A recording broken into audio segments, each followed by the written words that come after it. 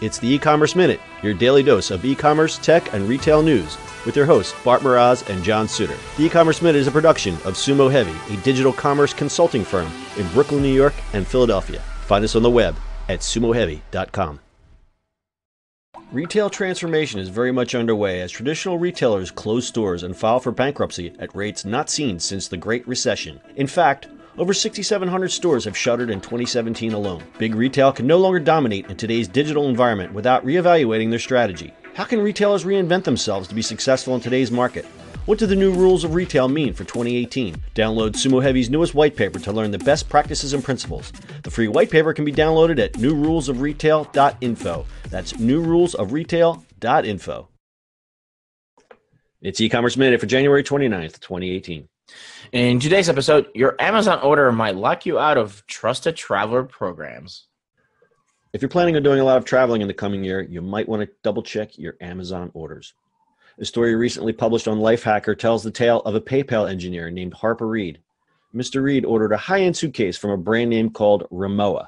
The suitcase usually costs several $100s. Reed ordered the suitcase at full price and had the order shipped to his house.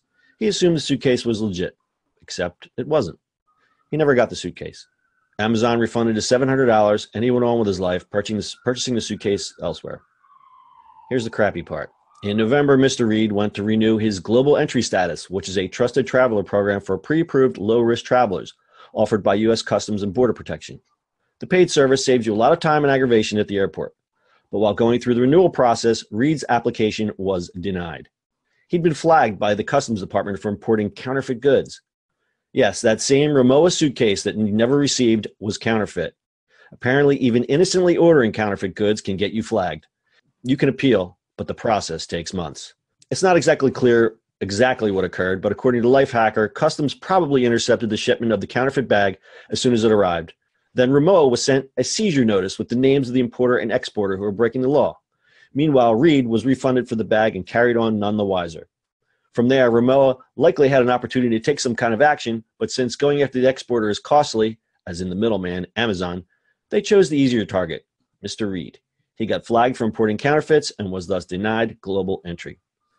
Amazon still has a huge problem with counterfeit and scams on their marketplace, so it's important that you pay attention to the items you're buying, especially if they're being sent from overseas. Remember, sometimes a deal is too good to be true. When in doubt, especially with high-end goods, just buy direct. Yeah. Yikes. That sucks. Yikes. Because the crazy thing is, like, he didn't even know that this was going on. Like, he got banned. That's the crazy part. That's frightening. That's absolutely frightening. Yeah. Yeah. I mean, global entry is amazing, so that's cool. But that's frightening when you just didn't know. Like, it's like, oh, because it's for 5 years, and then you renew it, and you're like, yeah, okay. not so much, buddy. And who knows what other kind of list he's been put on because of that. Right. It's if he's on a customs and border protection list, his name is now probably floating around in a couple other lists. Yeah. We'll flag this guy just because he was on another list. Yeah, like what is? I don't understand. And I guess I understand. The company was just lazy, and they just they threw him to the dogs instead of going after Amazon. Amazon is not doing a great job with the counterfeits, but that's just a matter of scale. It's like playing whack-a-mole. They can't stop all these counterfeit goods that are out there. No, it's rough. Yeah, so the lesson is just buy direct if you're spending some coin on something big. That's just, again, I'm just flabbergasted by this article. It's frightening. Mm-hmm. Can we say the word frightening again? It's frightening. It's frightening, I tell you. Something. All right. Well, it sounds like you're speechless. I don't, there's not much you can comment on this. Just be careful, people. Just when you shop, just check what the vendor looks like. Check and double check. Yeah. You usually want to do shop. I believe the Prime stuff, if it's inside of Prime, they do check that more often because you have to. That's a good point.